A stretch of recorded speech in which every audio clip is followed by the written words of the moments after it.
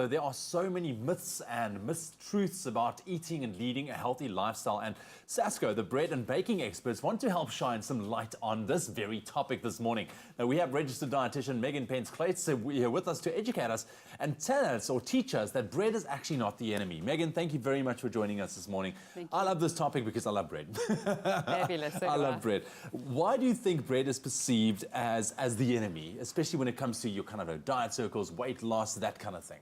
Well, I think the overarching reason is very often the word carbs and carbohydrates.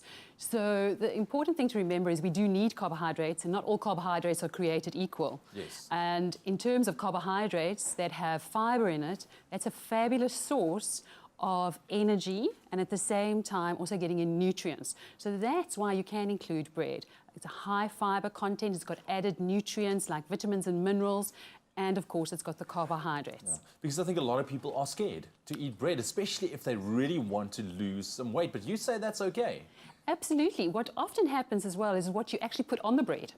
The interesting thing is that filling is usually what you should be watching. So people put on the margarine or the butter, and then they add the mayonnaise, and then they've got the bacon and some cheese and ham, etc. And that's where your problem actually comes in, to be a bit more discerning of what you're putting onto your sandwich. Okay, now we've also learned over the past while that the Sasko Plus range and also the seeded loaves are low in GI, and that's a term that we hear pretty much often, almost on a daily basis. What exactly does that mean, Megan?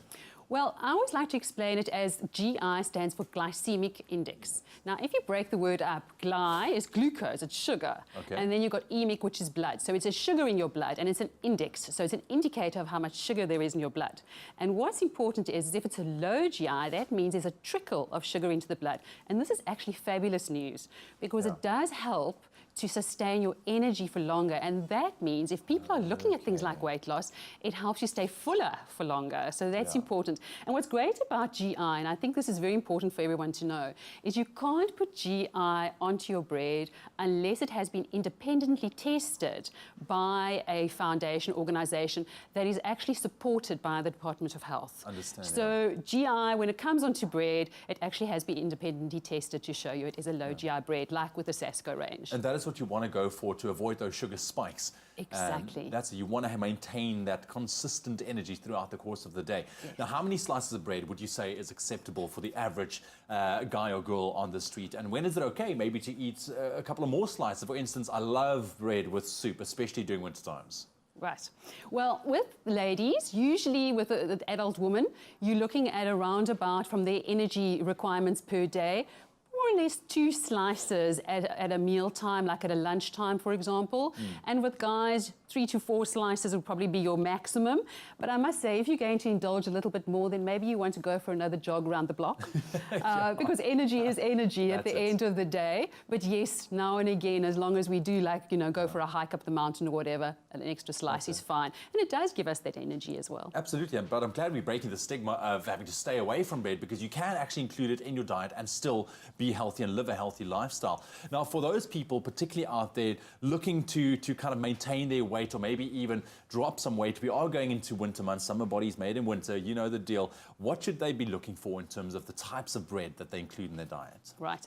Well, firstly, when you go and you choose your bread, like with the Sasko range, you can firstly look at low GI because you want to sustain your energy. Yeah. You want to not get hungry in between and indulge and have cravings. And then the other really important issue is to go and look at the label. At the back, we have a nutritional table. Have a look at the per 100-gram column and try to get a high fiber option. So in other words, at least 3 grams of fiber, or up to 6 is great if you can do that. And then also in terms of your breads, you look at the energy content, because that's obviously part of weight loss, and try to make sure that we don't want a too high energy intake. So we're looking at less than 950 kilojoules. And this comes up quite often, once again, as a topic, understand your label. So I think educate yourself on that. Absolutely. Thank you very much, Megan. Really appreciate you joining us. And breaking this down, bread is not the enemy, South Africa. It is not. So now you know that the goodness of Sasko should be part of your daily diet. And if you are looking for some delicious recipes, why not visit their website, sasko.co.za.